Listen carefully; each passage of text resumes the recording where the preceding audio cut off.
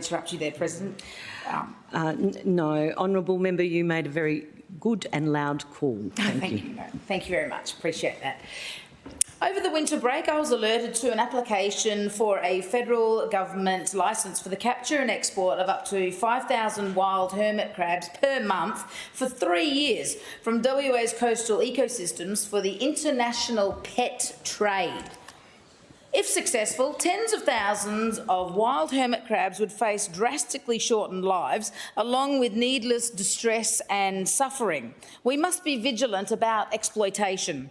Right now, there is a proposal before the federal government to approve the live export of wild-caught hermit crabs by a business known as Crazy Crabs.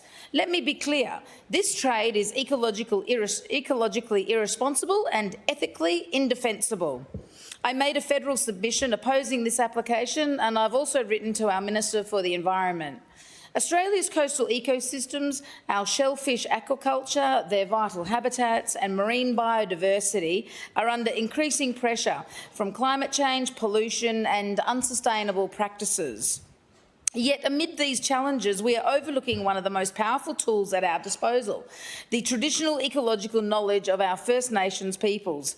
For tens of thousands of years, Aboriginal and Torres Strait Islander communities have sustained deep, sophisticated relationships with shellfish and sea country. Their knowledge, passed through generations, encompasses sustainable harvesting, seasonal rhythms and sacred responsibilities that Western science alone cannot replicate. And yet, despite international recognition of the value of Indigenous knowledge in marine restoration, Australia has been slow to act. This failure not only undermines ecological outcomes, but it erodes cultural integrity and justice.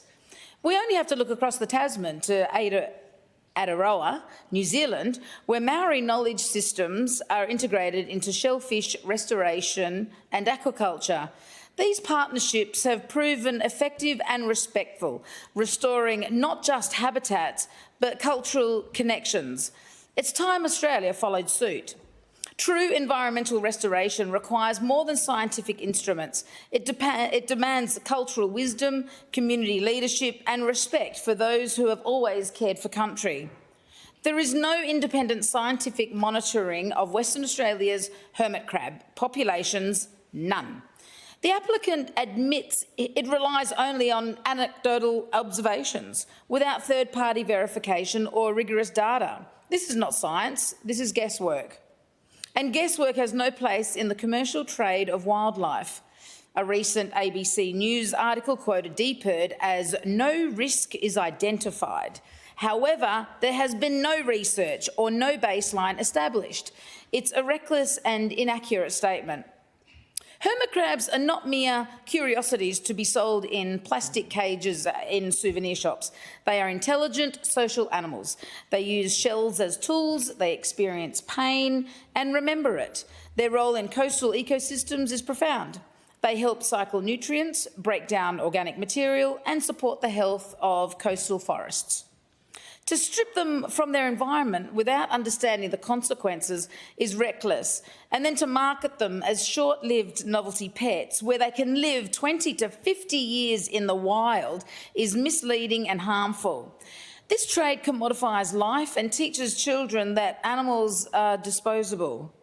Most healthy animals of other species, such as the hermit crab, who have not co-evolved with humans, are generally not suitable as companion animals and should live free. In particular, exotic animals, such as the hermit crab, that have been taken from the wild, should not be kept as companion animals, although it might be legal to do so. Enough is enough. We call on the government to reject this proposed wildlife trade operation and to take urgent action on the broader issue of pet trade oversight. Australia must set a global standard and one that values, honours Indigenous stewardship and prioritises long-term sustainability over short-term profit. Let us protect our sea country. Let us learn from those who have always protected it and let us say no to the commodification of the wild. Thank you. The Honourable Michelle Hoffman. To highlight my disappointment about the avoidance of answering questions during question time. I know that I'm not alone in being frustrated, and I'd hoped, sincerely hoped, that after returning from the winter recess we might have seen a change in the approach taken by the government.